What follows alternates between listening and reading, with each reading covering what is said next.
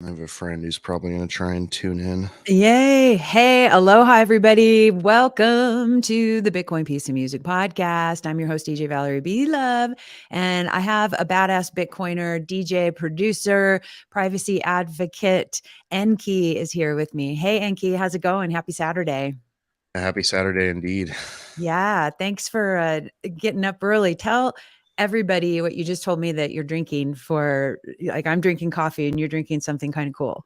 Oh, it's just a peach tea with CBD and stuff in it. Caffeine and CBD. So the peach tea, it's like, is it a white or a black tea like that has, like you said, it has some caffeine? Yeah, it's a black tea. And then, so do you just like drop the CBD drops in it? Is that how it goes?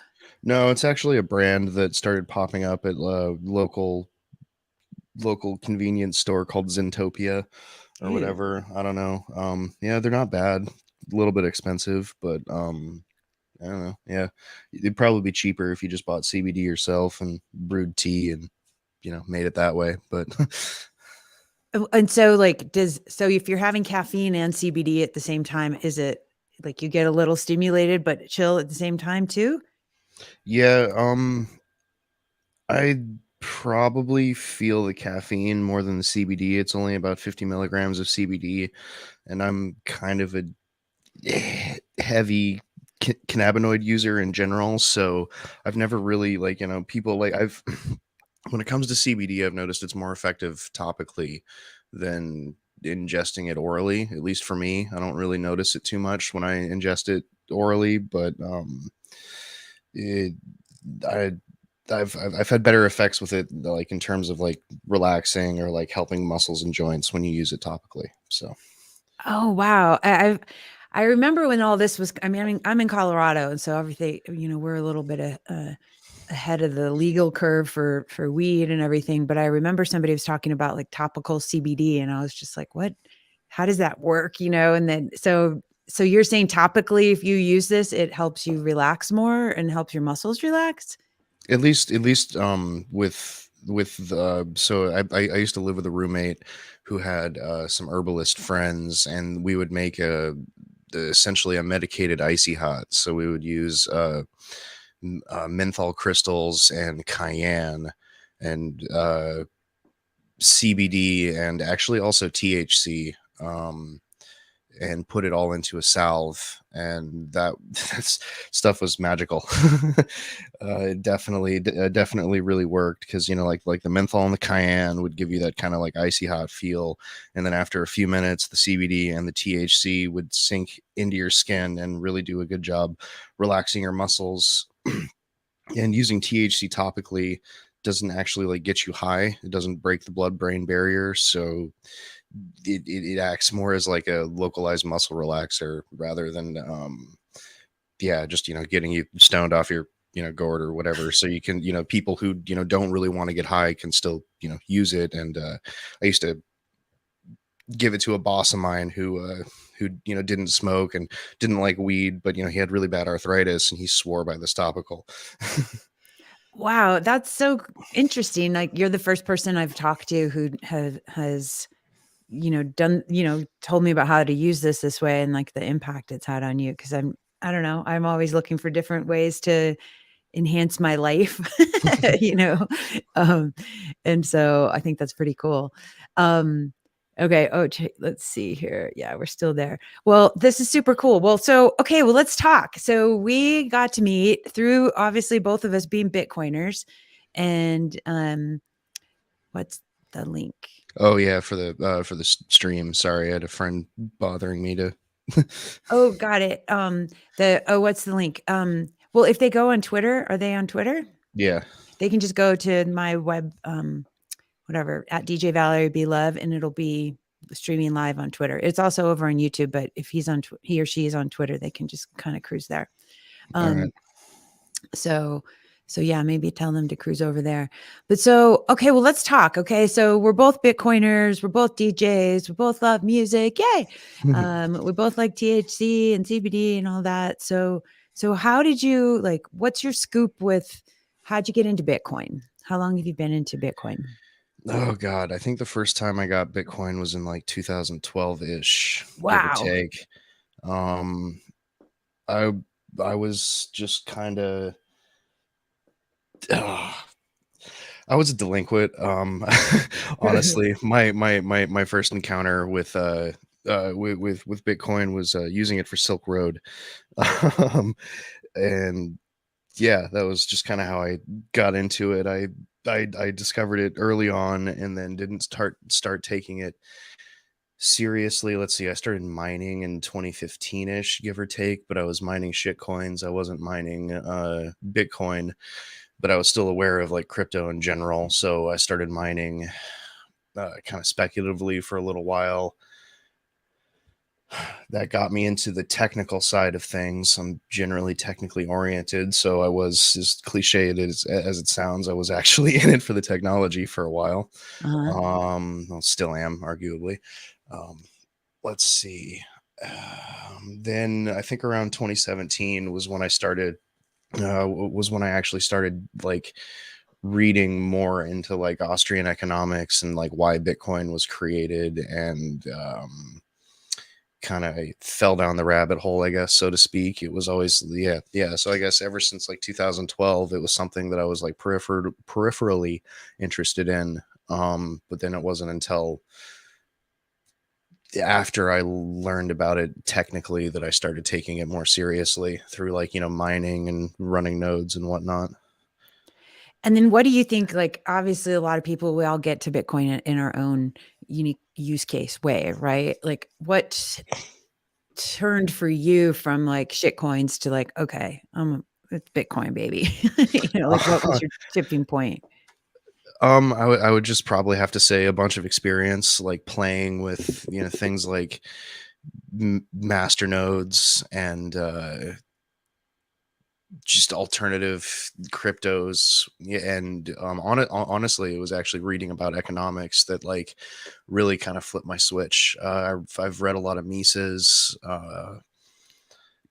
and just lots of books about the history of money and whatnot in the past, several years, probably, I guess, like I said, starting around 2017, I started reading a lot, and really understanding, like, or at least getting a better idea of like what money is, and how screwed everything is, economically right now. Would like really kind of flip my switch and was like, oh, okay, yeah, no, okay, maybe this Bitcoin can actually, fix something.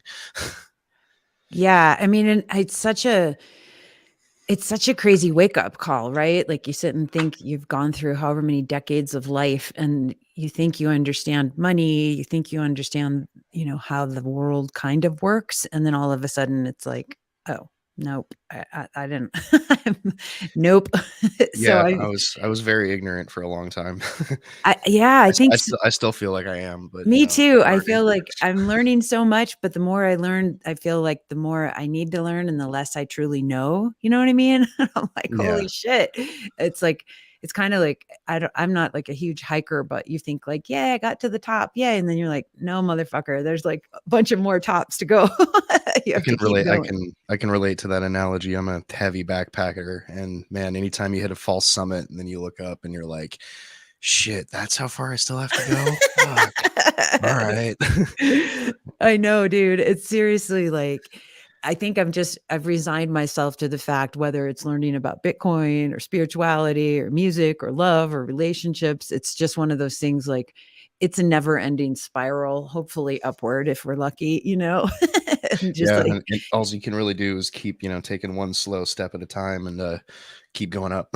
yeah, totally. And just kind of like be present. Okay, cool. I'm rocking this moment. And okay, this is fun. Instead of getting overwhelmed with each like next peak or next, turn around the corner kind of thing. It's very humbling for sure. Um, who are some of your like teachers in the Bitcoin space? Like who do you love to follow? Who do you get education from? um, let's see. Let's see. I learned a lot, technically from Lop, Mm. and his stuff. I spent a lot of time on his website. Um, uh, let's see. early on. I read Saifedean. That was a interesting book. Um, or Bitcoin Standard. Yeah, for those of Uh, you listening, that's a great book for sure. let's see. Um,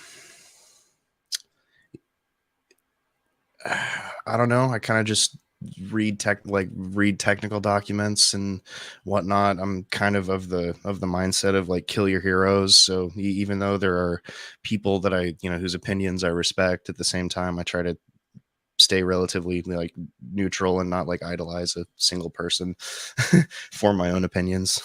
Yeah, I mean, the whole like do your own research and mindset and really like, don't trust, verify is so important in this community. And I think it's important in our life, like the way that we approach our life philosophy. And it certainly has taught me a lot more about being a lot more discerning about what I believe.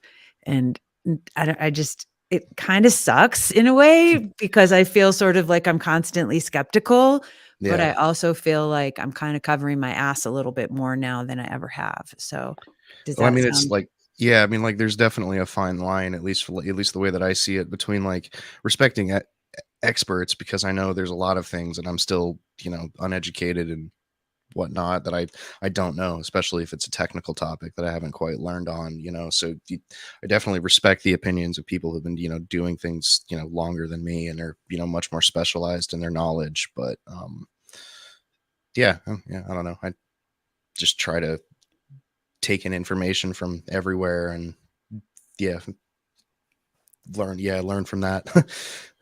Yeah, big time. Well, so okay, so you are obviously a big privacy advocate, and I'm looking at your Become Sovereign website right now. That's up on the screen for those of you guys listening. You can't see it. So, Enki's got a couple websites. He's got Enki Tunes, ENKITUNES.com, and then Become Sovereign, SOVRAN.com. Can you tell everybody like a little bit about like what's the difference? Because you've got Bitcoin and Monero as part of one of your categories. Like Hmm. can you help us understand, like, what's the difference between the 2 from a privacy perspective? Yeah, I would. I mean, I don't. I love Bitcoin for a lot of reasons, but right now, at least with the current state of things, on-chain privacy is a huge issue still, and Monero just does it better by default. Like you can use Bitcoin privacy or privately, at least pseudonymously. But it's a real pain in the ass right now. Tools are getting better. Like there's Samurai and Whirlpool and Sparrow and coin joins and whatnot, and a bunch of ways of um, breaking. Let's see, what's the correct word? I think it's basically breaking the chain of ownership and giving you plausible deniability on Bitcoin. Like Mhm. there are ways of doing it, but I would argue that until things like paynims or whatnot become more popular, it's hmm, yeah, it's just kind of a pain in the butt to do privacy on Bitcoin, especially since most people coming in to Bitcoin, at least nowadays, a lot of people are pushing these like heavily KYC services where you have to give up your ID to buy a certain to buy a certain amount, or you have to I don't know, most mainstream services that I know people are using are all a service that you have to like give your ID to, and that it attaches your name to a specific address on the blockchain that can then be followed throughout the history of you transferring that Bitcoin around, unless you use some of these tools. And I don't really like advocate people to like buy and hold Monero because it's the best thing on the planet, but it just it just does on-chain privacy better. So if I want to spend something, a lot of times recently, I've been using Monero to buy things wherever I can, instead of having to dip into my cold storage Bitcoin, and to be able to spend that privately, at least it would be a little bit more of a challenge. And what do you think about, like, the tornado cash thing that just happened? So, for those of you guys who are listening who may not know, like, a developer, right? He just or coder, he just got arrested for writing code for Tornado Cash, which is similar. It's not a Bitcoin thing, but it was something for it was for ETH or like you want to do you know what I'm talking about? Yeah, no, I'm extremely aware of it. I mean, it's a really bad precedent, I think. It's actually like extremely terrifying that at least from my perspective, that somebody could get, arrested for writing code. I'm one of those people who, think of code as speech, Mhm. and privacy is a human right. So to arrest somebody for writing code that protects privacy, all the technical details of how Ethereum's blockchain works, like, aside, someone was trying to provide a tool, that made things a little bit more private on the Ethereum side of things. Um,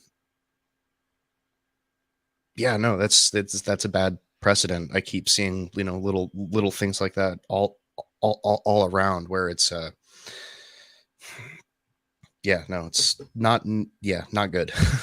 Yeah, I'm it's a I'm it trying to think of a better way of saying it without sounding too much like a moron, but well, I'll yeah, I sound don't like the know. moron. It fucking sucks. Yeah. Um, it's bullshit because seriously, like we're at like a crossroads. It seems like with like going forward in like yeah, let's protect privacy and be privacy advocates for people because I agree with you. I think it is a basic human right to have privacy. I also am excited and interested in adoption for Bitcoin, Mhm. but I also it's like you're kind of got this coin on both sides with like, yay, let's get more people in to utilizing Bitcoin. And a lot of people go through the KYC uh, pathway to get in at first. And so then there's that chunk of users, there's that chunk of Bitcoin that is KYC'd, and then going forward because I don't trust any government in the world at all. Zero. They're all mafia as far as I'm concerned. Yeah, you're And preaching to the choir there. you know what I mean? And so I feel like we're at the mercy of whoever's in charge at any given year. If they decide like, yeah, we're going to go make an example of whoever, then that really it's terrifying, And so to me, like we're at a position where we need to be proactive for our privacy. And we also still want to grow Bitcoin at this, in an intelligent, slow way, but I think if we don't grow it fast enough, it could get squished. But if we do it go too fast, then it's going to be all KYC. So it's kind of this weird little, it's a delicate dance, you know what I mean? And I mean, because I think like, what about like Whirlpool? Would Whirlpool be considered the same as Tornado Cash? I mean, from a legislative standpoint, I mean, I don't maybe because it is um yeah, it could eventually be attacked because it needs a coordinator uh to run, so they could target people. They could be like, okay, anyone, running a whirlpool instance or whatever can is doing it illegally or whatever. This, same thing with coin join coordinators and whatnot. If I understand them correctly, then yeah, it still needs some sort of entity to coordinate, or somebody to run the software to coordinate it, so they could target the coordinators and that. And seeing things like the Tornado Cash, makes the tinfoil hat side of my brain, say that they're building precedent, because it's Mhm. not. It wasn't as something like Whirlpool and CoinJoin won't be as easy to take down as, say, something like Tornado Cash. But it's like they go after the small fish to build case law and precedent before they start bringing in bigger fish, so to speak. Right, exactly. Well, and so another, kind of, I don't know, feathering into that topic, I was at a Bit Devs meetup last week, and they were talking about how their people are having different conversations about um, going forward with like tainted Bitcoin and non-tainted Bitcoin because of Korea and some shit that's going on over there, and that like they're trying to think about ways to say like, oh well, if these blocks are mined from these guys over here, then you're not allowed to mine on top of it if you want to stay into our, what is it, OFAC. And so I was like, That okay, sounds like some status control bullshit. yeah. And then some people were mentioning about like dusting every Bitcoin so that every Bitcoin is traced with everything so that it's like you can't separate it. I don't know. I'm just trying to kind of get my head around the like, how can we keep everything protected going forward from these vultures? I mean, they're, which they are. If you're listening, fuck off. You are a vulture. um, um, so I guess I'm just wanting to protect my butt, you know, and I want to help teach people like, okay, here's how you go learn about stuff to protect your ass too. Yeah. Yeah. And I guess, oh, sorry, crap, just lost my train of thought. I was going to say something, but I mean, I know. I think it's one of those things. It's becoming a Bitcoiner. It sounds like similar for you. Has really, I mean, all I do is think about it all the time. Of course, think about music all the time. I think about my family, but I mean, I wake up every day and I'm like, okay, how can I go learn more, become more educated? How can I become more useful um, to the network and to the community, you know, and in a way that's meaningful? Um, and it's just so much information 24/7 nonstop. It's never ending. oh yeah, constant barrage of information, especially with, if you even halfway try to keep up with news. Like I have a curated RSS feed that, gives me all the stuff that I think is, or, that I read all the stuff that I think is important about. And even that sometimes I have to take a break from because I'm like, it's just so much. It is, I know, and then it's like, "Okay, let's go do some music. Let's go nerd out Yeah, exactly. on And some tunes." Yeah. twist knobs and make robot noises. I know, I had it's so funny, I was looking at my old website this morning, like, because 'cause I'm trying to put something together for a proposal, and I was like, "Oh my god, that old," it's so horrific and hilarious, it's like, but I had this costume, and I called myself the knobbler when I would wear it, and it was just so much fun, like, twisting the knobs and being like a little tripper. I love knobs. Um, okay, let's talk about, we're gonna go back and forth between music and Bitcoin, because now that you mentioned knobs, let's talk about some tunes. Um, Okay. um, how what's your scoop on music? Like, I wanna let everybody know about your music world, and how do you know, what kind of music do you like to play? You shared some of the music with me, and I wanna share it with people here if we can. Oh Um, yeah. Oh crud. I think I forgot to send you those links. That's my bad. Sorry. no, don't worry, man, we're good. I'm Uh, on your website. I wanna play, yeah, if you go under the self-releases pages, those are probably some of the more recent stuff, especially that track. I think Listen has some drum and bass that I did most recently. okay, so self-releases. Can you see self-releases on the, screen? I'm on 2 It screens. just popped Yeah, up. there it Yeah, is. there we Okay, go. cool. Let's see if I can play it. I wanna see how it sounds and not get echo back here. Yeah, I guess we'll see. I'm in my headphones, so you won't get anything from my side.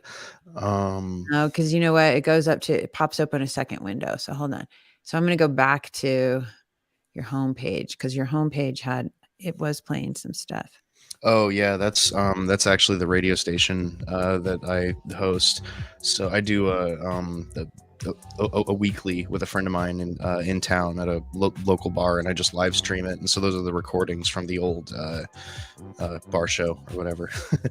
Well, let's talk about the kind of music you like to play. So, because you seem pretty diverse. Like, you like psytrance, you like drum and bass, you like cool, deep, yummy stuff. Like, tell everybody what kind of music is. I I like it all. I mean, if it's groovy, I'll listen to it. I have a huge leaning towards anything with like jazz or bluesy influences. Oh, cool. I'm a huge sucker for jazz. Listen to a lot of it. I also listen when I'm not listening to pure electronic music. I'm always listening to like hip hop and whatnot. I really love like lyrical and intelligent hip hop. Yeah. And there's something about the beats too that I just something about it, like a good solid hip hop beat that just kind of soothes the soul. um, Well, yeah, what I have tell a everybody what does intelligent hip hop mean to you? What is that? um, I mean, just I guess like hip hop that actually has a message. Yeah. So like I don't really listen to, I mean, sure, I'll listen to it sometimes because it's a guilty pleasure, and sometimes mumble rap just goes hard, but but in general, if I'm, listening to hip hop, I don't like to, listen to something it's like, oh, money, bitches, hoes, I got a bunch of cocaine, blah blah blah. It's like, no, like I want to listen, to a story about somebody's life, or like you know, just somebody's got a message or something that they're trying to put across, something that actually makes you think, or someone who can rap and use more than 7 words, Yeah, I don't know. I like listening to poetry over music versus "Oh, I got a car. Look at my money. Blah blah blah. This beat goes hard with a fat 808. Blah blah blah." I mean, that can be fun sometimes, sure, but it's yeah. I guess intelligent hip hop to me is trying. Let me think of an artist that I really like. Odyssey is one that I can think of off the top of my head. Novelist. He's kind of a nerd rapper. I'm a huge fan of nerd rap. nerd Anything rap. yeah, yeah, it's actually like this whole subgenre of rap that has like anything from like computer hacking references and like technical references to like novelists, for instance. I'm a huge anime nerd. He has a bunch of anime references and whatnot in his stuff. He's great.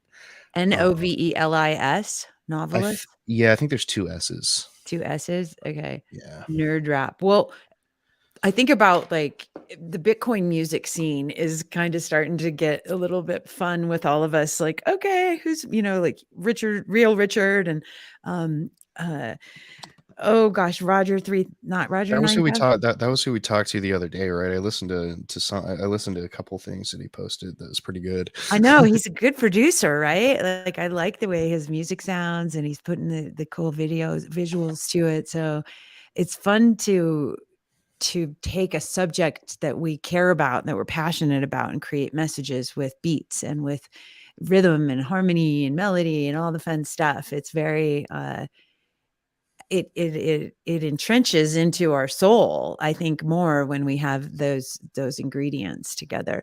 How did you become a producer and a DJ? What's your story on that? Um, I started going to raves, I guess, in town, and there was a lot of house music in town. I guess that was like kind of the dominating genre, especially that like kind of jazzy, like jackin' kind of funky house stuff. I have a Nice. huge soft spot in my heart for that stuff. Nice. So yeah, kind of cut my chops listening to house music. Um, Found out that psytrance was a thing and immediately fell in love with that because Mhm. it's just the best. I don't really know how to explain it, but I think it's probably the fact that I was like a metalhead when I was younger, and then house was good, but it was slow. And then I found psytrance, and I'm like, oh, this is like the same 4/4 rhythms, but like at 145 instead of 125. So it's, had a little bit more get up and go, which I liked. Yeah, and then after doing that, I started, after I think going to parties for a while, I tried DJing, and that was really fun, but I didn't really feel like I had enough control DJing. Like you can do a long mix and pretty much make a new track out of 2 songs if you mix it Mhm. correctly, but it still doesn't give you the full control of production. So I started getting into production, and also being a kind of a technical nerd, if that's not obvious Mhm. already. I just started getting into production because I thought the technology was really fun, and I like making robot farts. like, um, I mean, I don't know. I actually like really really enjoy the process of sound design, so that was really fun. learning, and I still have fun doing that. I still feel like I'm learning all the time when it comes to sound design. There's always some new tip or trick or VST or something that comes out that does something new, or like simplifies a process that you're already doing. Yeah, no, it's just fun. It is so much fun. I have a couple questions about okay, well, I have a ton of questions, but have you ever been over to, Portugal for Boomfest? Is that what it's called? uh Boom no, I haven't actually been to a festival outside the US. Really? Oh, Yeah, I man. I know, I haven't know. gotten to go either. I wanted to go, but it's a Psytrance festival. Um, and so I was like, "I wanna go over there to Goa or somewhere and go to these, like, crazy Psytrance, like, places and check it out." That seems like it'd be really fun.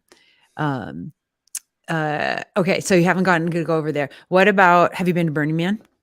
No, actually, despite pretty much everyone else that I know being burners, it's not something I've done myself. Are you interested in Burning Man at all? Is it something that appeals, like, Um, maybe one day? Maybe one day, but I'm more of a party in the woods kind of guy than go party Mhm. in the desert. Like, don't get me wrong, I know Burning Man is probably absolutely insane and like a great experience, but kind of fuck the desert. Like, I mean, I would do I would do Burning Man if it was in the woods. Totally. Oh my gosh. What's the one that's it's in Rothbury in Michigan. It used to be called Rothbury Fest, but now they changed the name. It's like Enchanted Forest, something Forest, I forget, but Oh yeah, no, it's Enchanted Forest sounds correct, it's something like that. I forget what it's or called, but electric, or maybe Electric I think Forest, that's but it. I yeah. think it might be Electric Forest or something, but it's in Michigan and, dude, that shit's legit. That's like, if you can go there, like, get yourself I mean, it's Michigan, so it's not like whatever, but it was Yeah, like yeah. we got to go many years ago, and it was like, "Fuck yeah, dude. This is so beautiful." And the artwork, it was kinda like they took Burning Man and plopped it into a forest. It was really, really beautiful. Yeah, like, I mean, I probably should eventually do Burning Man just for the experience, but like I said, I'm not a desert person. I feel you. I'm an ocean girl too, and I happen to be, like, in the mountains here for the next 4 years, but, uh, it's definitely, like, we're suited for certain climates, right? We're suited for certain environments, and it's good to know ourselves and know where we thrive and where we don't. I like rain and mountains. Yeah. Oh, that's nice, dude. Well, okay, so then the second question I wanted to ask you was about your production. So you're using Ableton, right? I used to. You use I just recently switched over to Bitwig. Bitwig. Okay, I think that when we first had a first call, you told me about that, but you obviously still know, like, you know how to I what's have yeah, I have like a decade of Ableton use, so oh my god, yeah, so you know what the fuck is up. I mean, it's so fascinating to me, like, how music has evolved over the last, 20 years with the technology instead of having to go into somebody else's studio and pay for expensive studio time by the hour or have a label sponsor you, like, the ability for an individual to decide, like, I'm gonna go make some music in my underwear in my bedroom, you know? oh yeah, it's definitely insane. Like the first few tracks that I put out before I had like, any fancy equipment. I think I had like, a $100 like tiny little single octave keyboard or whatever with a couple of knobs and a pair of headphones. And I'm just sitting here on a laptop, geeking out like, okay, that kind of sounds cool, but I still was able to produce a full track. It's crazy, I know, and I feel like it's giving so many people an opportunity to explore that side of themselves creatively, and I think it's so cool. I mean, obviously, people can do some little things on their phone and have like little, mixing things that they can play with on their phone. So I just find it really cool. What would you say to like a young person who is listening to this, who's like, yeah, I want to check this out. I want to try to be a DJ or I want to try to do music production. Like, what piece of advice would you give them? Just play and have fun, Yeah. honestly. Like just, be willing to explore and not know what you're doing, and the internet is your friend. There are lots of how to's and stuff that you can watch and learn from, but yeah, just, I don't know, explore as much as possible and try to do a little bit every day too. Doesn't even have to be much. Like, doesn't matter if, like, you open up Ableton and, put a couple of saw waves together and some reverb on it and, dick around for a little bit. Just do something every day. That definitely was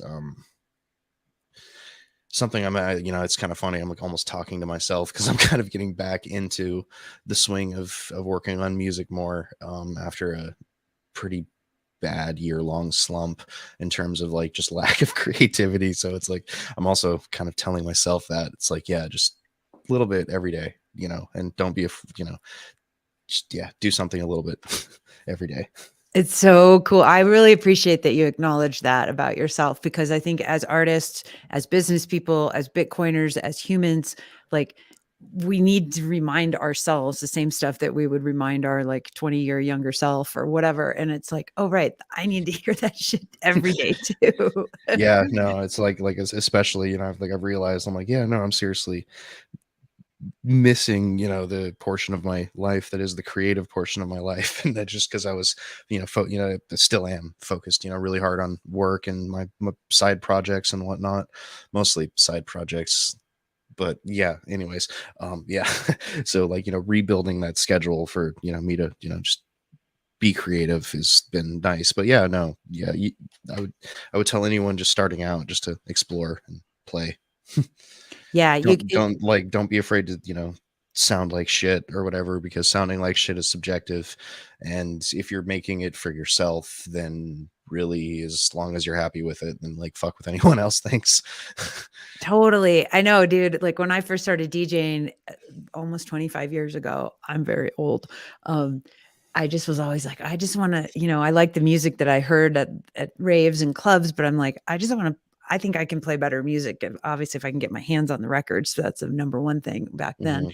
Um, but it's like, have fun, right? Like that's the most important thing that you're doing as an artist. And you just said too, redoing your schedule to make sure that you put that in there. And so there is that combination of like, yeah, let's have fun, but you also have to invest a little bit of discipline in your craft.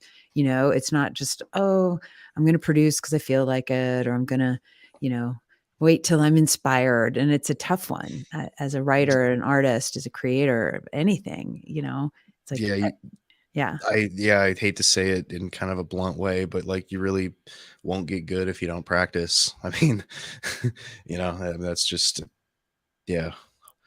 It's true. And that's with anything. That's with learning about Bitcoin privacy. That's with learning about music production. That's with learning how to be a mom. Yeah.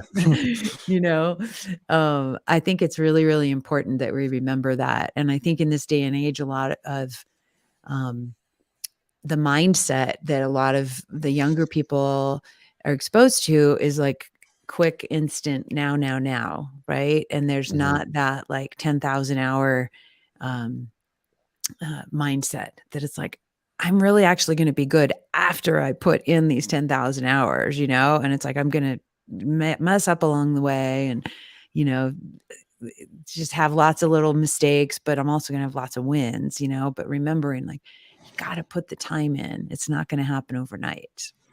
Yeah, it's definitely, I guess you can tie that back in with Bitcoin Uh-huh. is, it's definitely like it's a time preference thing, you gotta, Yeah. do, little sacrifice. I guess I wouldn't really call it a sacrifice, at least when I'm working on music, 'cause it's something I genuinely enjoy. But I mean, yeah, you gotta, set some time aside where you're like, okay, this is what I'm doing. And I know, after I work on it for a few years, maybe it'll pay off. Like, I mean, I never thought that I would have like actual label releases or whatever, but, I just through kind of doing it, doing the thing, but like eventually, yeah, it happens. It does. Well, and again, I love that you tied it back to Bitcoin, because as soon as I was thinking, like you're reading my mind, I was like, it's proof of work. You Yeah, have to put proof of work, freaking time preference, energy all of in. You that. don't get to just all of a sudden print experience and talent. You have to put the energy in to make the value, right? And so that's something I really appreciate about the Bitcoiners and the mindset of Bitcoin too. Um, Yeah, it's so fun and so powerful. So, okay, let's talk about, where do you see yourself as an artist in, say, 5 years from now? I don't know. Honestly, I'm just gonna keep making music. Kind of see what happens. I never really had like a grand plan for my artist persona, I guess, other than just to kind of like please myself. So, assuming I can pull my head out of my own ass and start finishing music. Maybe I'll have some more releases here soon, and we'll go from there. I might. I've been meaning for the longest time to finish a psytrance EP because that's like I said, a genre that I hold very close to my heart, and Mhm. I would like to eventually pitch that to Xenon because I have a couple of single releases through them, and that's a style of psytrance that I love very much. Um, Xenon? yeah, Xenon-esque style. It started off as a label, but it's like best way to describe it is like kind of Australian bush prog. So it's the kind of music that got spawned from artists like Tetrameth and Twisted Sibling is Tetrameth still technically, but yeah, but there's this whole genre or like subgenre of psytrance. It's generally referred to as Xenon-esque, um, but it's like kind of technical, deep, groovy. It's like kind of slower prog, like generally in the anywhere between the like 130s to like 138, kind of pushing 40 or like 140, like sometimes. But yeah, it's like slower psy. Okay, cool. I'm gonna check that out. I'm always looking for new, like, I'm not familiar with that. So I see, again, it's like Bitcoin content, information, consumption, and then obviously learning about music and all the different genres that it constantly keep popping up. It's like it's hard, it's overload all the time. And then it's like, okay, where's the space for me to actually go, curate and content or curate and create my own stuff on top of that. And so, um, I think it's super important. Let's talk about a project that you and I and Real Richard and Tomer and some other folks are going to start working on, hopefully, and make this weird experience come to life. We were talking about putting together the Bitcoin opera, Oh yeah. and and so to me, the concept of the Bitcoin opera for everybody, like, it's just something that's kind of has been kind of coming through a bunch of us and my little brain. And I used to do this group called Valerie and the Vibe Tribe, and we had, Cirque du Soleil style performers and fire dancers and costumes and all this crazy shit. And I'd bring in different musicians and people to play while I was DJing. So we were really interested in creating like a multimedia experience for people and multi sensory type experience. And so with, you know, um, projection mapping, video mapping, and the ability to, any room we can turn into this cool like womb or experience or something that's like, whoa, we're in another world, kind of like a group virtual reality experience. And I think, with Bitcoin, the story of Bitcoin, it's one thing to go read technical papers and go read the white paper and go read Safedine and go read all the stuff. It's another to, like, most people are not going to go do that, you Oh know, yeah, absolutely. you know, and so I think, like, for us as artists and people who love this medium, like, wouldn't it be interesting to put together an experience, for some people to come and get entertained, but also get educated and then connect with each other, in real person or real life, and so what do you think about that? Let's kind of chat about, and I think it's, again, multi-genre. This isn't opera. I call it an Yeah. opera, but I think of like Tommy, like by the Who, like the rock opera. Right. Right. Um, so what are your thoughts on, like, making this happen? What's going to be fun for this? For me, I think the main reason I was interested in this when you first pitched it, um, was there's a yeah. I don't know if I've actually expressed this yet, but one of the big things, or one of the big issues that I see with Bitcoin is, like you said, there are a lot of, like, not a lot of, like, there are a lot of people who, myself included, who yell about, like, the technicals of Bitcoin and whatnot, and try to educate people. You can try to educate people as much as you want, and there's a bunch of resources out there, but like you said, most people aren't necessarily going to go out and read a bunch of technical papers, because they either don't understand it, or they don't care, or like whatever. For some reason, it's not the type of information they can consume. And I definitely think that there is a huge gap of kind of like there's a huge gap of education, I guess, in Bitcoin. I don't know if that's the right way to say it, but it kind of goes back to what we were saying a little bit earlier, is that, like, not a lot of people know there's a lot of speculation going on in Bitcoin. You have those number go up kind of bros who are, or, here in the Bitcoin space, because they're speculating, and they still see it as like just an investment or an asset or something, and they don't really get the why of Mhm. Bitcoin. Like, they can see it in, some light as you know as an investment tool, but they don't really get why it was created, which is why I think a lot of people are, okay with the KYC route, because they don't really get why Bitcoin was initially created. Like, Mhm. like the whole, Genesis block being, chancellor on the, second, or on the brink for a second bailout of banks. Like, that's, a lot of people don't understand why that was the Genesis block and things like that. So if we can kind of bring that, like, why of Bitcoin to some sort of, multimedia experience where somebody can watch it, and even if they're, even if it just has one person click, being like, oh, hey, like, this is why so many people are, people are, so into, so into this, that yeah, I don't know. I just think it's a it would be a good opportunity to kind of bridge that gap, so you don't have a bunch of people, like, consistently yelling technicals at you or whatever. Like, there's some sort of multimedia experience that can, like, yeah, I don't know, like, bridge the knowledge gap a bit. Yeah, I think it's true because I feel like, you know, I I think there's so many reasons again why people get involved in Bitcoin, or they get lit up about it, and a lot of it is number go up first, right? I was one of those people because I was like, cool, crypto, Bitcoin, yay, I want to learn about this stuff because I need to make a little money and Oh I yeah, want you to see a save bunch some of money. people making money off of it, and it's really enticing.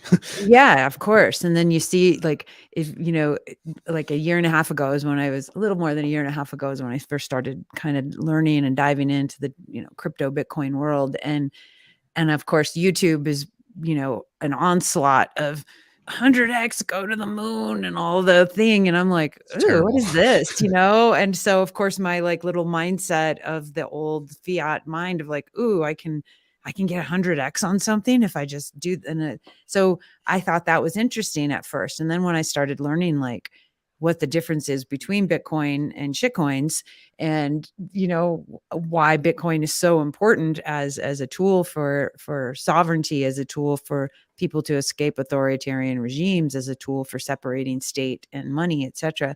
Um, then I got so excited about it, and then it was just like, okay, number go up, great, fine, but shit coins are the same as going to a casino or the stock exchange or whatever. It's just gambling, and Bitcoin is a whole nother thing. And I'm like, whoa, like, and I have a finance background, like money and accounting, and I'm not like some hardcore business, millionaire or anything by that, but I thought I knew what money was, and I thought I knew about how the world worked, and I didn't know shit. When I realized like, Yeah. oh my God, I've been living under a giant wet blanket of lies, And so I think about all the people who are suffering and struggling out there on a day-to-day basis, and it's like the money is so important, to understand like how it's been manipulated to control society and to benefit the few.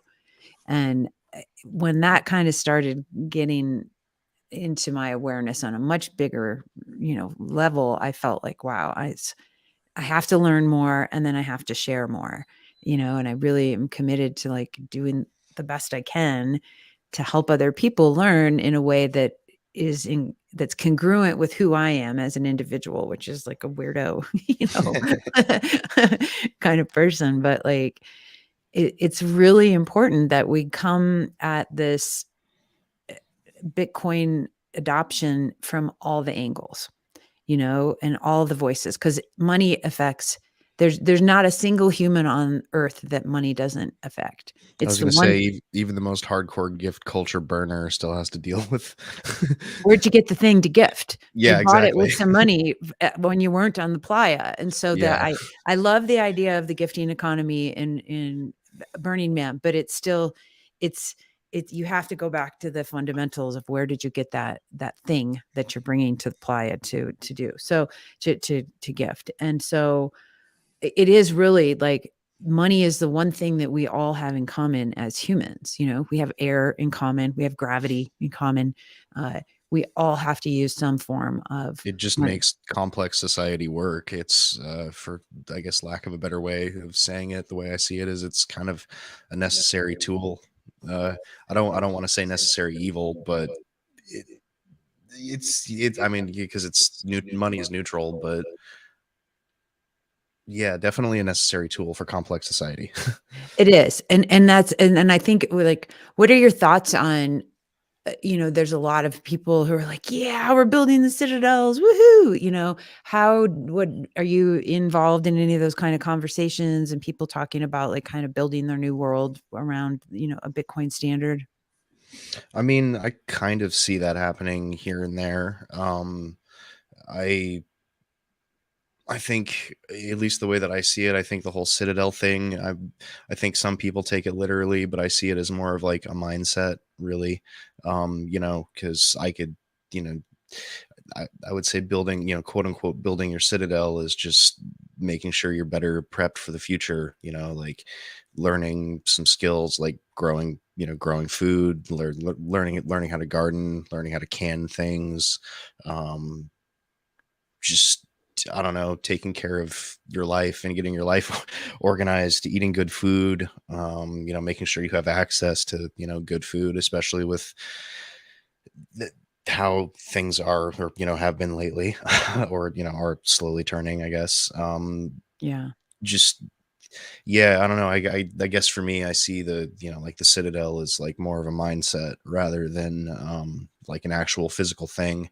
I mean, sure, it can be your own physical thing. I currently don't own property, but if I owned property, it would be like making sure my house was in order and able to like last for a long time. If I had enough property to dig a well to make sure I had access to water, you know things like that. I guess like so. I guess yeah.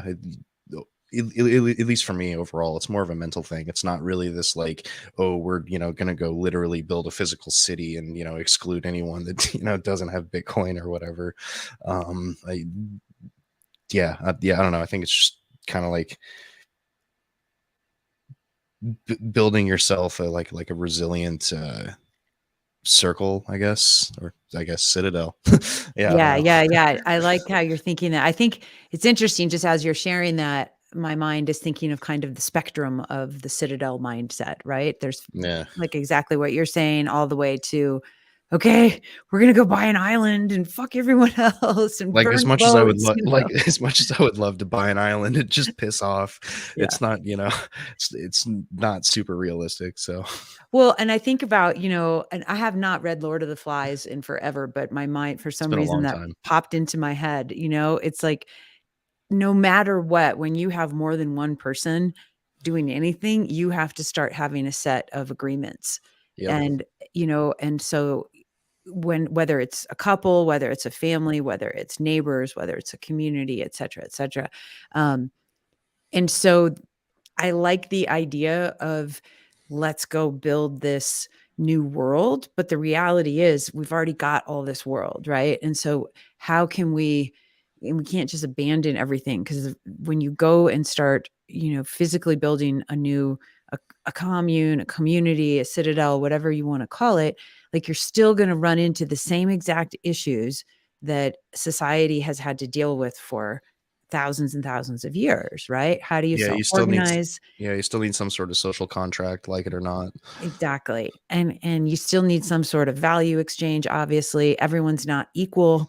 You know, people don't have the same skill sets, people don't have the same uh level of motivation to put energy in and out. And so there's all those ingredients, you know, of how things can work. So it's just one of those like, well, can we take it? So it's almost to me like, well, let's go take a spaceship and go to Mars and start living there because Earth is fucked up. And I'm like, well, why don't we work on Earth Yeah. too? And yeah, let's go check out Mars because that's cool, right? Like, let's check that stuff out. But we can't just abandon what's here because it's our life, you know.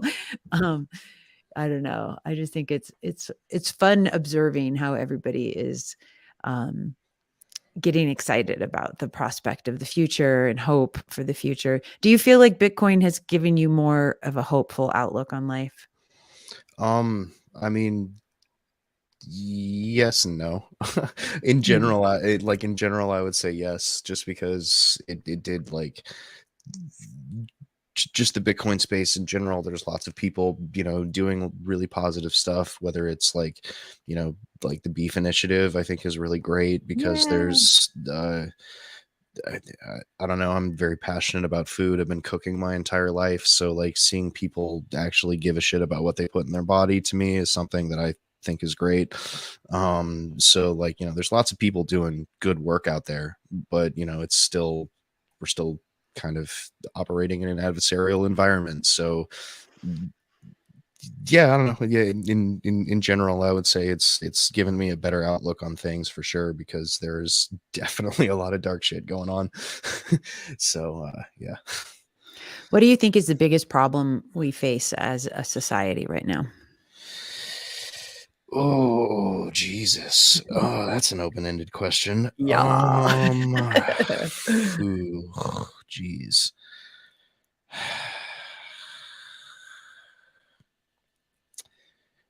Divisiveness, probably, I would have to say, just like all the at least in the US, and I'm sure it's not, I mean, it's obviously not just in the US, but since I'm in the US, it's what I see, this like otherness and demonization of the other. I think for me at least is something that really bugs the shit out of me. Like there's a lot of people that I disagree with and whatnot, but I would yeah, I don't know, we seem to like have lost the ability to like sit down and like levelly talk to each other, even if it's somebody that like you disagree with. Like sure, like there's nothing wrong with the conversation getting heated, but like when you take somebody who has a different set of values than you and turn them into the like an antichrist or something, whatever, make them be just seem like they're evil or whatever, or like not treating them like another human. I don't know. I think that's a huge fucking problem. and and until we can like kind of, sit down and just talk our differences out. I mean, I don't know. Maybe I'm being way too optimistic. Maybe there's some people you just I know there are some people you can't talk to in every group, but like yeah, I don't know. There's just too much divisiveness for lack of a better way of saying it. Yeah, and do you feel like what do you think social media's contribution to that problem has been?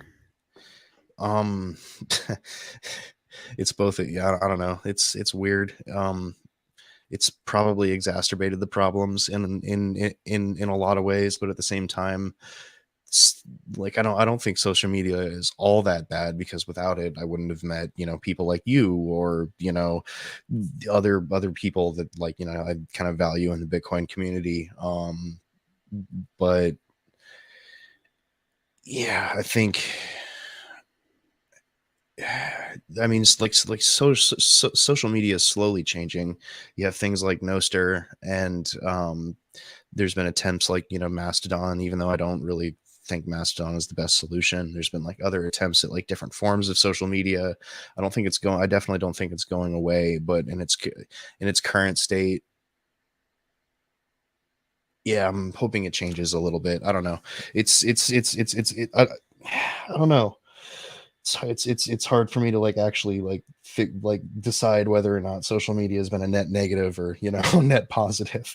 I'm like somewhere in between on that because on some days getting on Twitter, even just getting on Twitter makes me lose hope for humanity. And then there are other days where I see something and I'm like, wow, this is like the coolest thing I've seen all day. This is really great. So I don't know, somewhere in between.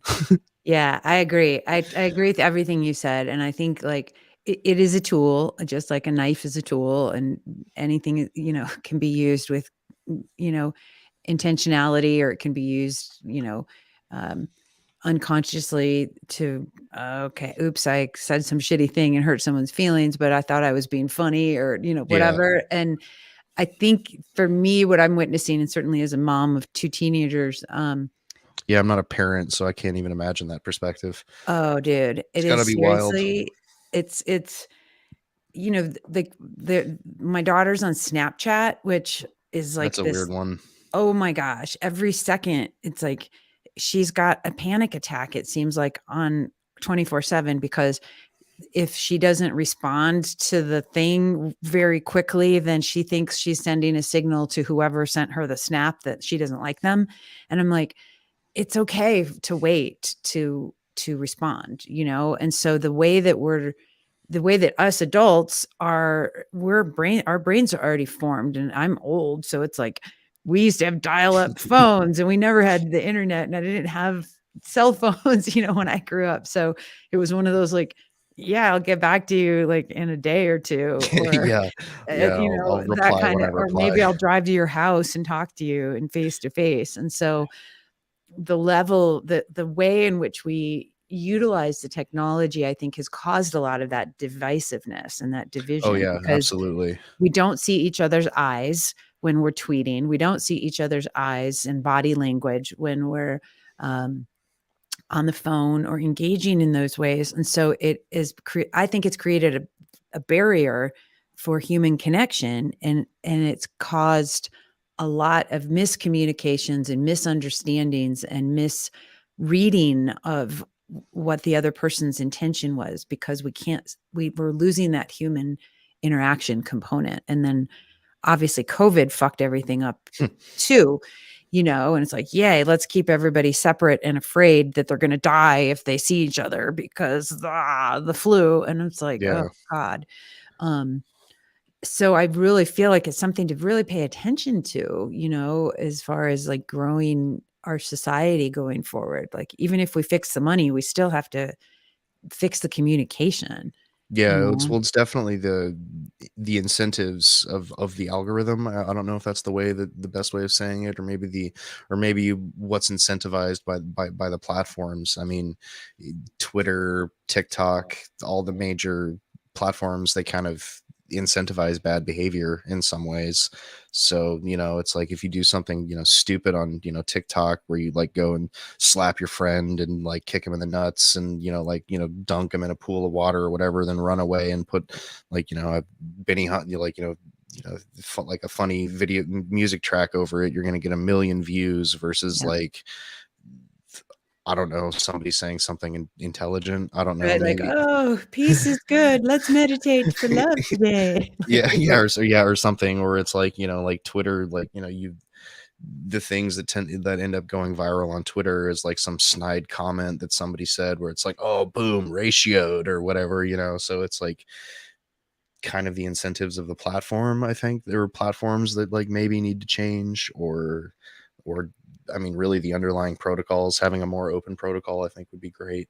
um yeah, and like being able to tell the algorithm what you want to see, and instead of it feeding you what it thinks it wants. And so that's a really good point you just brought up, because I remember, I don't know, it was like a month ago or something, I was reading about how TikTok, um, is being, there's theory that TikTok is being used to subvert our culture into yeah, I think I these read that. bad behaviors, which I'm like, yep, it is that. It every time something like boneheaded happens, it's like getting highlighted, so that's an encouragement to people who are utilizing it. Like, maybe I should make some more bonehead things. And so it's giving us, especially the young folks who are using it, and or old people, whatever, like, yeah, I'm gonna keep doing, like, I'm gonna, how jackassy can I be?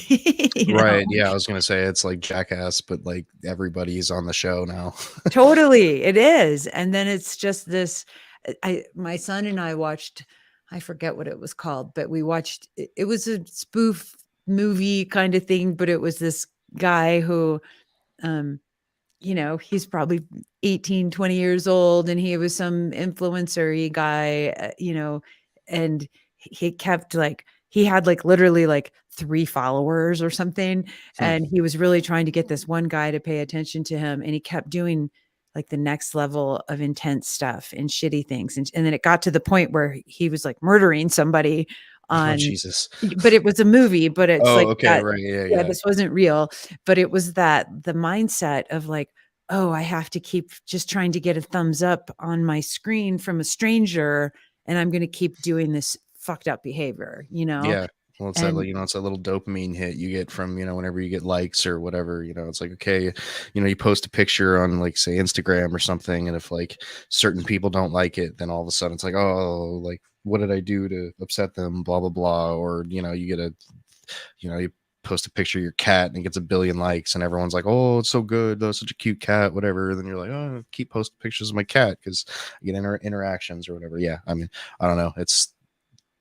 It is literally designed to be addicting. So, it is, and it's designed to feed on our survival instinct of belonging, and if we're not a part of a tribe and belonging to a tribe per se, um, it threatens our ability to survive as humans and for, yep.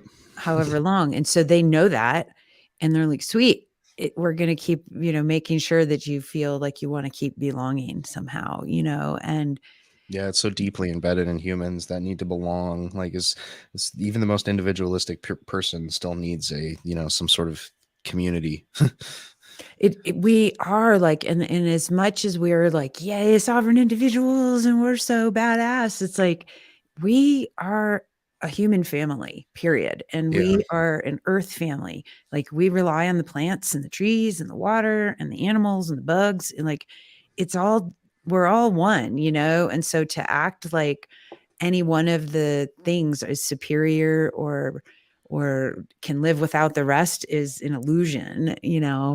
um, I like Jonathan Haidt's analogy of 90% chimp and 10% bee, meaning Interesting. I don't know who that is. Jonathan Haidt.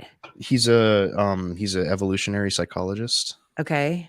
Um, Haight. yeah, I think so. I'm really bad with spelling, so Okay. yeah. It's yeah, yeah. I think it's like Height or something like that. It almost sounds like you're saying hate, but it's like there's a G somewhere in there. Okay. So 90% monkey and 10% bee. Okay. Tell me what that means. Like, in your, The way that he describes it is it just means kind of like what you were saying. We're kind of conditional hive creatures, where even the most individualistic person needs a sort of community to belong to, because of it's that 10% be part of us that, like, if we don't belong to some sort of group that matches our morality or how we think of the world, generally that's when you start getting, like, really angsty, poorly, like, severely depressed people, Mhm. and people who feel lost because they don't have some sort of community to uh, belong to. Yeah. That's Yeah, yeah it's and that's, I mean, yeah, I mean, you basically said it all already.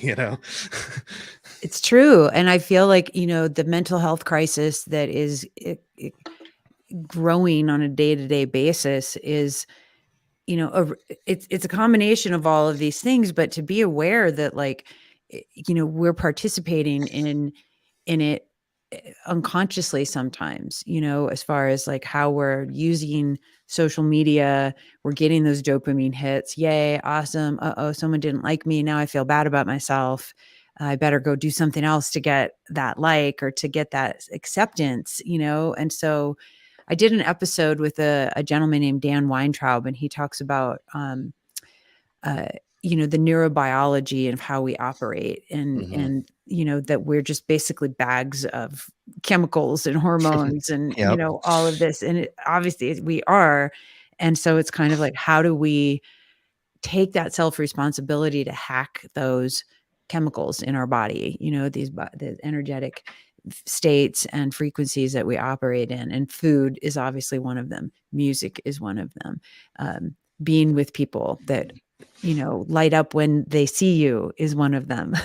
you know, Yeah. um, it's very important that we take that self responsibility so that we can become more powerful. And I like to say, like, I want to help people become unruggable, in all of these areas of our life. And so it's up to us, right? To do that and make sure that these things happen. What are some of your practices to stay unruggable? Um, I don't know. I gotta. Oh man, that's a good question. Uh, I make sure I get physical activity all the time. I get like a little unhinged if I don't have some sort of like physical activity going on. Hmm. Like whether it's biking or climbing or backpacking or just like something. I need to physically exhaust myself. That's something that at least I've learned seriously helps my mental state. Yeah. I do feel like I have a good small community of like-minded individuals where I can send out a group to we're all in a group text, and if one of us is having like a shitty day or something's bothering them, I can reach out to them and be like, oh, have you seen this, blah blah blah. Just go off. So I guess having a you know actually having a community, like a strong community of, even if it's small, of like-minded people seriously helps me. That's something I'm extremely grateful for. Yeah. I have a couple of friends IRL who are just about as hardcore radical Bitcoiners as I am, so it's nice to be able to talk to them all the time. Cooking, um, cooking is almost meditative for me since I've been doing it for so long. Hmm. That's something that, like, if I'm having like a really bad, you can usually tell if I've had a shitty day if I'm making like a really large meal, or like a really complex meal, is like or something. If I'm doing something like a really big cooking project, it's like, oh, you had a bad week, didn't you? It's like, yep, I'm gonna spend 20 hours making ramen. Oh my gosh. I was just going to ask you, like, what would be an example of this big project meal that you would make? Like, so do you make Yeah, it like would be. homemade noodles and stuff, or what do you do? Oh yeah, no, I go full bore. I make the noodles, do the broth, do make sure. Well, granted, if I'm doing ramen, you have to start the pickling for some things like a week before, Oh my but gosh. like yeah, usually something like that, or like I'll do like ramen and then make dumplings with it, and do the dough for the dumplings. That's the tough part, and do the filling, pack everything, all that. Yeah, just generally something that takes a lot of time investment and energy to cook. And then is this something like, so you're doing this whole experience? Are you like, okay, I'm going to just, do you like to, or do you invite people to share the meal with you? Is it something you're just like, fuck it, it's me, I'm just doing this for me? Or is it both sometimes? Is it a blend? Depends. Really depends. Yeah. Sometimes I'll spend, 20 hours cooking and only share it with my roommate, and other times I'll, spend the same amount of time, if not more, and try to have people over for it. So really depends on the mood. I love it. I know food is like, I mean, food brings us together, music brings us together. Obviously, Bitcoin brings us together. It's awesome. Are you, have you gone to any of the Bitcoin conferences, or are you going to go to Pacific Bitcoin or anything around, Bitcoin related stuff? I haven't been to as many as I feel like I probably should have. I was going to go to the Bitcoin conference before all the COVID shit happened. And then obviously COVID happened and everything got canceled. And then I ended up not going. I've been to some like local talks and meetups, but in general, I haven't actually really gone to a lot of like Bitcoin related events and meetups and stuff like that. I usually just kind of interact with people online. I probably would benefit from going to some more in person stuff, but Just yeah, haven't done it yet. I probably should soon though. Now that things are just kind of starting back up. Yeah, it's pretty cool. I know we had one a couple nights ago here in where I live, and it was only like 6 of us, but it was just like, "Yay, Bitcoiners." And I'm just Yeah, so there are. happy to see people in person. I'm like, "You're human." Yeah, I just found out that there's a meetup locally that happens the first Thursday of every month. So I think, and I missed it this month because Thursday was literally the first. So I'm gonna try and make the next one. I think to actually talk to people because I think it's more of a technically oriented group. I think kind of that's my problem with the meetups is generally when I'm going to a meetup, I want to actually like learn something. So and because my brain is technically oriented, I want to go to a more technical talk. I don't really want to go to some let's talk about the weather and price go up and whatnot. Totally. I've been to a few talks and yeah, maybe it was just those events, but I kind of got discouraged from going to them because like most of the people that I talked to there were all just like kind of like, oh yeah, it went up $1,000 today, Bitcoin, and I'm like, I don't give any sort of fuck about any of that. 0 fucks given. Um, Yeah, yeah, just the way my brain is wired. I don't care about that stuff. I I feel think you, brother. Dude, what about like I got to go to a bit dev like a developers meeting like a week and a half ago, and that would be fun. that was I awesome. think that would be really fun, at I least for think me. you That would be fun. that's your jam right there. Look for a devs meetup somewhere in your area because I Sucks mean, though, because I'm not really a coder. I can't code it, like I. it doesn't matter. Like seriously, like I went and of course I'm not a coder at all. You know, you're like 1,000 times more technical than I am, and it was one of those like I just want to go say hey, and just listening to what's going on, and people were talking about some RGB thing going on with lightning, and I'm like, what is Mhm. this? And I still don't understand it. But it's like, it's nice to just meet people who are, so stoked about this other stuff. And I know that like I'll get something will go through osmosis in me. Yeah, right.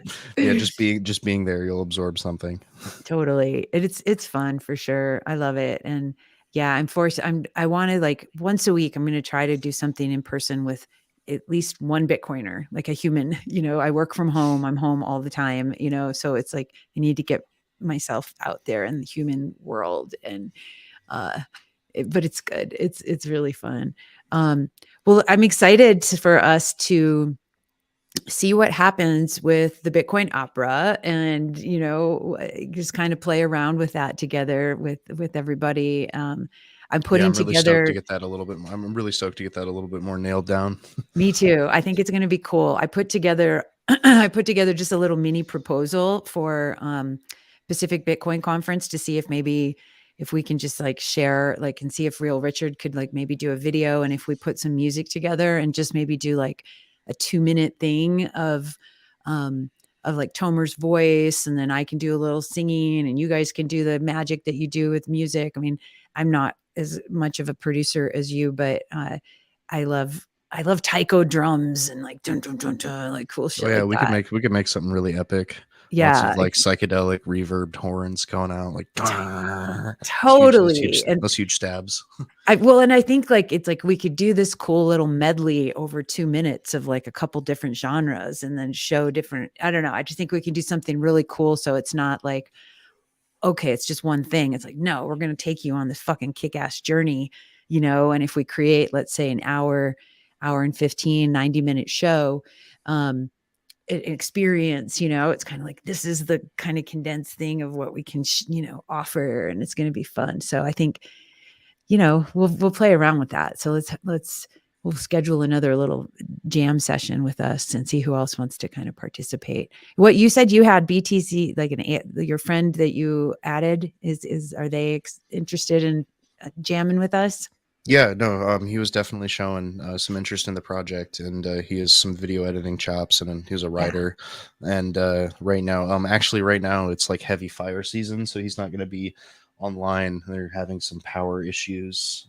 Oh, Yeah, we just had a bunch of like this weird weather anomaly come in, and a bunch of smoke from the rest of the state just blew in, and it's actually yeah, a weird coincidence that both the power maintenance upgrades came and the fire came at the same time. So he won't be online for a few days, but yeah. Oh man, it's like I hope this is just like I hope it's an anomaly. I hope this is not like a sign of things to come and how things are going. I It mean, is. It is pretty ominous. Like I have my window, or not my window open because it's smoky, but I have the blinds open and I'm looking outside, and sun is red from the smoke and stuff. It looks a little apocalyptic right now, but this is just September. dude, I know. It's oh fuck. It's a whole nother conversation. Yeah, I was gonna say that's a whole nother hour or more of Yeah, conversation. we'll thumbtack that for another call for sure. But like yeah, I feel like we've definitely got we've got some cool people. I just talked to my girlfriend, her and her husband, they're really good friends on Maui where I used to live, but they've got uh, a studio that they've got for Dolby Atmos, like surround sound um, mastering and stuff. So I was like, "Ooh, you guys want to help us make this like immersive thing?" And they also do. They've done tons of video mapping and projection, and they use Resolume. So uh, she just got off the playa. I was like, "Hey, we got Bitcoin Opera coming. You guys, we need your help." And they're like, "Fuck yeah, let's wait till we get undusted and back home and we'll Yeah, I talk." was gonna say, yeah, once you clean the dust off everything, get back to me. Yeah, totally. But they're cool. Like uh, they're dabbling in crypto and Bitcoin last year. And so I haven't really talked to them much about their whole, where they're at with that. But I think they would be pretty excited to participate in this for sure. So yeah, I feel like our little posse's coming together. It's pretty fun. Yeah, fun to or excited to see where it goes. Yeah, me too. I am too. I'm just kind of letting it unfold, but also, continuing to like what you said earlier, like do a little bit each day, and then it's going to start magnetizing the people who are like, fuck yeah, I know how to do this. I want to do this part and woohoo, let's go. I think it's going to be this cool collab. It's really interesting. I had an interview with, her name's Marissa Jean earlier this week, and she's a Bitcoin artist now, and like fine art, like she paints and everything. But she used to Hmm. be a video game character designer, Oh, cool. and she was talking about just how like hundreds of people that have to collaborate to make a video game, like all the parts and pieces of it. So she's just like, yeah, it's really cool to have such a big collaboration with all these, you know geniuses and creatives and all this. She's just like, it's really, really cool. So it kind of made me think of like the Bitcoin opera. I'm like, yeah, we're going to have that too. Yeah, video games really are like a masterpiece of like coordination and whatnot. Yeah. It seems like, I mean, Everything yeah, from like, like people drawing concept art, and then the technical people animating that concept art, to the marketers trying to sell the game. Like video games are, I don't play a lot of them anymore, but they still like awes me that they come out, especially when you get a game that comes out that's really good by like an incredibly small team. It's like, damn, y'all are a bunch of geniuses. yeah, it's impressive. It really is. It's like this highlight of the human spirit at its best. I think that's kind of neat. So, well, cool, man. Well, I could talk to you for 10,000 hours. um, and thanks so much for taking your Saturday morning to have some peach tea and coffee with me and the audience here. Hopefully, people who are listening will get inspired to go play some music and learn about Bitcoin. What would you tell somebody who might be listening to this who's new to Bitcoin and wants to learn something? Like what's a good piece of wisdom that you would share with a new person? Like a new Bitcoiner or Mhm. something. Yeah, like one of Um, our DJ music friends who are like, "Yeah, I kinda wanna check some stuff out, but I don't know." Like, what would you tell them? um, read monetary history. Mm. Like seriously, like I said, like I don't know, maybe not everyone's brain is wired. I mean, obviously not everyone's brain is wired like mine, but that's what really made it click for me was reading monetary history and like a history of banking in the U.S. and things like that. That's what really really kind of framed the importance of Bitcoin in my mind was just like realizing that like when we had a hard money standard, we actually had like, banks that, functioned and were kept honest. And um, at least, for the most part, if a bank it wasn't honest, they were found out relatively fast and like actually failed. Banks could actually fail. But like, yeah, I don't know. Read monetary history. Like the technicals are important when it comes to Bitcoin, like how the system works and things like that. But I think more so than like learning the technicals, especially if your brain isn't wired for, technical computer stuff, than just like, yeah, learning monetary history, honestly. Like what Have it like you have you read the book The Seventh Property by Eric Yakes? no. I haven't either, but somebody recommended it at the meetup and they were like, it's really great, compared to like, safety into the Bitcoin standard. But they said it was even more concise for people who are new and not Hmm. necessarily, finance people or technical people. So that's on my reading list for sure. So I was just curious if that was something that you had checked out. I would say Um, the books that probably influenced me the most were I think one of the bigger ones, and one that people have probably heard before, is The Creature from Jekyll Island. It's an absolute tome to get through, but it's definitely worth it. There's another book, I forget the author, but I think it's literally just called A History of Banking in the United States, and it starts essentially from the beginning of beginning of the founding of the country, how banks kind of came around, covers a lot of the Civil War. There was a lot of change in the Civil War. It's when greenbacks were actually authorized, and that was kind of the start of like kind of a fiat paper currency in the US. mm. Because we needed to pay for the war, we needed to pay for the Civil War, or at least the North did. um history of banking in the United States. And debt, the first 5,000 years, I always thought was a really interesting perspective on money. I'm not sure how many people would agree with that outlook of money, because they're that angle of the book is that money was created because of debt, not as necessarily like a natural market property. But well, I mean, I kind of arguably, because we needed a way to keep track of who owed what to who. Mhm. um so yeah, I thought that was a pretty interesting book as well. There's a couple others. Economics in One Lesson. It's a pretty thin book, fairly dense, but thin and relatively easy to get through. That's kind of like a primer on Austrian economics. That was one of the first ones I read before I actually like started reading um, Mises. If you have the time, and it's another tome to get through, would be actually just reading Human Action. It's called Human Action. Is that by Yeah, Mises? good. I'm gonna feel like an idiot if I get it wrong, but yeah, that's Mises, I think. Okay. I haven't read any Mises, so I'm learning still. What about like Layered Money by Nick Bhatia? I haven't actually read that. It was yeah, that's I'm almost through it. I'm not done. I listen to audiobooks all the time when I'm driving, but Oh, I'm a huge audiobook person. me too. I'm just like, yeah, podcast and audio. Woohoo, yay. Um, gotta love it, man. Well, God, this is a plethora of information. I'll put this all in the show notes for everybody to check out. Uh, yeah, you guys can go to djvaleriebeloved.com and grab show notes. But uh, where can everybody find you, Enki? I mean, I'm on Twitter, at Enki Tunes. There's my blog, Become Sovereign. That's just kind of me documenting my own like privacy and self-hosting journey, which is actually kind of something we didn't talk about, but that's fine. Next, well, part two. We got lots more to talk about. We'll do a part two for sure. Yeah, I could talk about self-hosting for another like 4 hours. Let's Let's do see. it though, because I might be getting a.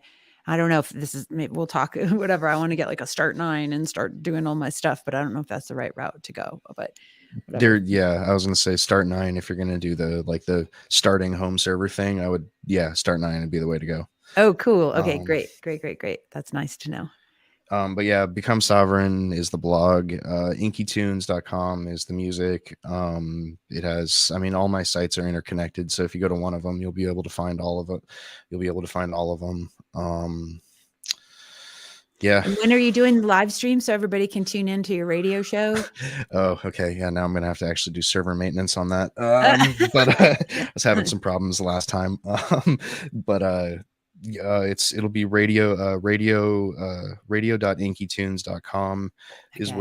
is where that's hosted. But I do it every Monday from 9 to 2 a.m. That's UTC -7, I believe, LA time. Essentially, I'm on the West Coast. Um, yeah, so every Monday, 9 to, oh, actually we've been starting earlier, so it's been more like 8 to 2 in the morning. But yeah, we do a 5 hours of music. If usually start slow, do something like start with bass music or house or drum and bass, and then eventually switch into psytrance and yeah, whatever. Awesome. Yeah, go check that out. I'm an early to bed, early riser person, so I always miss your stuff, but you record them, right? Yeah, it's all recorded. It's Cool. yeah. If you actually go to radio.inkytunes.com, I need to actually update it. Maybe that's what I'll do after this talk. But I need to. But yeah, all the old streams and the ones that I think are good, I upload for download. So if you don't want to listen to it online, you can download it to your phone or whatever. Listen to it whenever. Awesome. This is so great. Wow. Well, I so appreciate you as a friend, as a fellow artist Hmm. and Bitcoiner, and I'm so grateful to, get to collaborate on something in the future that will hopefully, you know, highlight some fun about Bitcoin and music and the world and just making life a little bit better. So I'm really excited and really appreciate you, Enki. Yeah, it was good. Good talking to you. Good getting to know you a little bit better. And I guess we'll stay in touch. Yeah, definitely. Yeah, I'll send some stuff up in our Telegram group, and we'll have a couple. I don't know. I'll set up another meeting for all of us to get together. But this is awesome. Any last words you want to share with anybody? One little tip of love, life advice. I don't know. Eat good food with good people. Yeah, dude, I love it. Eat good food with good people. Yeah, the Beef Initiative's doing another the Food Intelligence Summit next weekend, in a week from now in Georgia over at Will Harris's White Oak Pasture. So if you guys are listening to this and can get over there, it's highly recommended to meet other Bitcoiners doing beef initiative stuff. It's very, very cool vibe. I got to go to the one here in Colorado, and it was like I felt really grateful to get to connect with everybody. So yeah, good food with good people. Rock and roll. Yeah. Yay. Okay. So everybody, just whoever's listening, you grab your show notes at djvaleriebeloved.com. And of course, DJ Valerie Beloved at Twitter. Go to fountain.fm and you guys can listen to the shows there, and you can stream sats to all of your favorite content creators. But most importantly, please go follow Enki at Enki Tunes on Twitter and go check out his website, enkytunes.com, and become sovereign, SOVRAN.com. So peace, love, and aloha, everybody. And thanks again, Enki, for tuning in and taking your Saturday morning to be with us. I hope you have a great rest of your day. Yep. All It's gonna right, be all. cool, everybody. Peace, love, and aloha. See it. Okay, cool.